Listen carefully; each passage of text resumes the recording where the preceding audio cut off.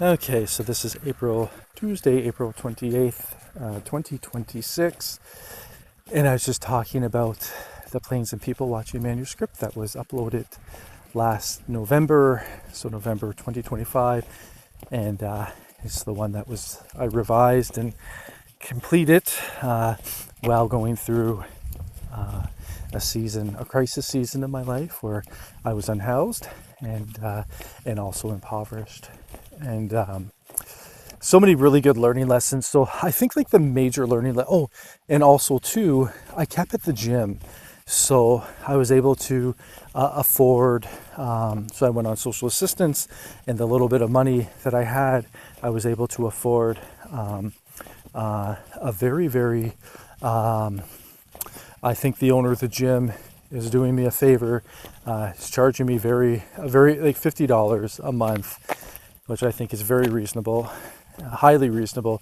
But anyways, I kept with lifting weights in a really good workout routine while going through that. And that one of the more difficult things about that was I had to really face the feelings of insecurity that people might know that I'm unhoused, or they might see me walking around all the time. And so there's a stigma that can be attached to that. And with those stigmas can be a lot of judgments. It's not easy. It's very difficult. And I think like right now looking back, a lot of things I've learned this over time. So, and it's quite nice that these, sometimes I have to relearn the same thing over and over again. But a lot of times the things that are most difficult for me to go through turn out to provide me with the best learning lessons that I'm just overly enriched to have.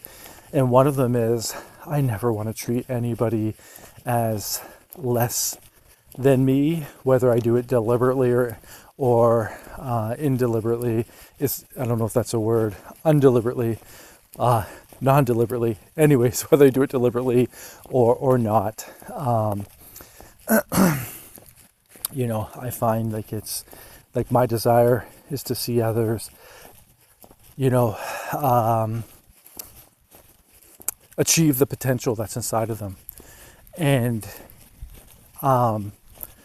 so the talents that God has provided them into this world or into his kingdom.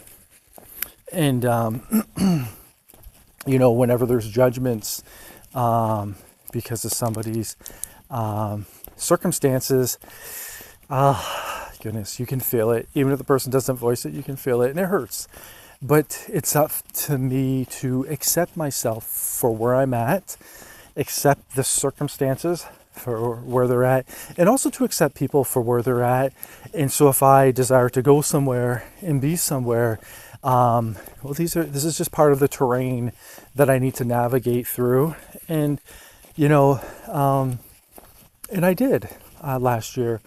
And I kept up with the weight training routine, and that really helped enhance the healthy eating routine, and they all just work together to help me to, like, as things got more and more difficult, I would come out of them stronger and more refined virtually. And I think one of the main lessons that I've learned from this is the importance of having a vision. And I find if you don't have a vision, or when I didn't have a vision, a lot of time is squandered in, stepping in this direction and then thinking, oh, wait, this isn't where I want to go. Okay, I'll go in this direction. Oh, wait, this isn't where I want to go. Oh, I'm going to hang around with this group of people. Oh, wait a second, I don't feel like I agree with what they're saying here. Okay, I'll go with this group of people. Oh, after I got to know them, I realized I think we have like completely different perspectives in life. So a lot of time is not only wasted, but you can also end up going in the wrong direction. And then it's wise to remember that you have to double back, meaning if I take 10 steps in the wrong direction, I then have to take 10 steps to get back to where I was at. So that means there's a total of 20 steps that were taken, and the energy of 20 steps has been exhausted from me. But also too, there's a type of fatigue that occurs in your mind that erodes, kind of like waves crashing against a shoreline. It erodes the hope that was within you, and then, after an amount of time, you can succumb to, a feeling of desperation. And in that feeling of desperation, that's when very poor choices are listened to. And if you listen to a poor choice long enough, you can come into agreement with it, and then there's always consequences that we regret. And so anyways, so I found like having that vision and that focus, everything, whether I fell, I'd get right back up, or whether it was like an inch in that direction or it was 5 steps in that direction, as long as I was going in the right direction, that was progress.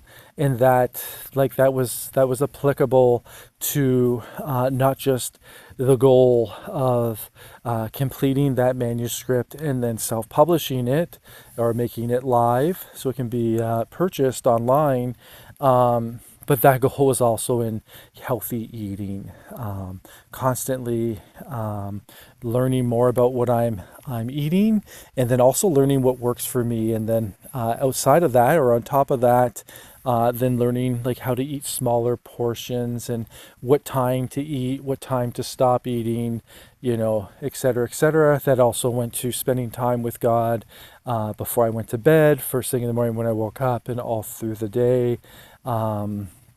Oh goodness, that went to like figuring out a workout routine that works for me and provides me with the results that I'm looking for. And then it also went to learning to keep my head.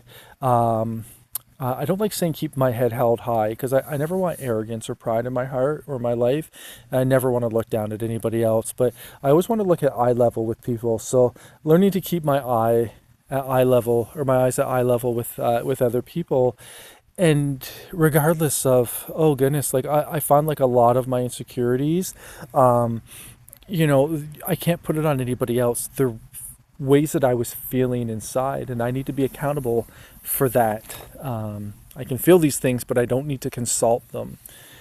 And that was so all those things I had to keep learning to refine, become a little more pure, a little more understanding, and knowledgeable. And then so anyway, so goodness, I found like in December, or well, I guess in November, when I completed the manuscript, it was just, it was like an exhale.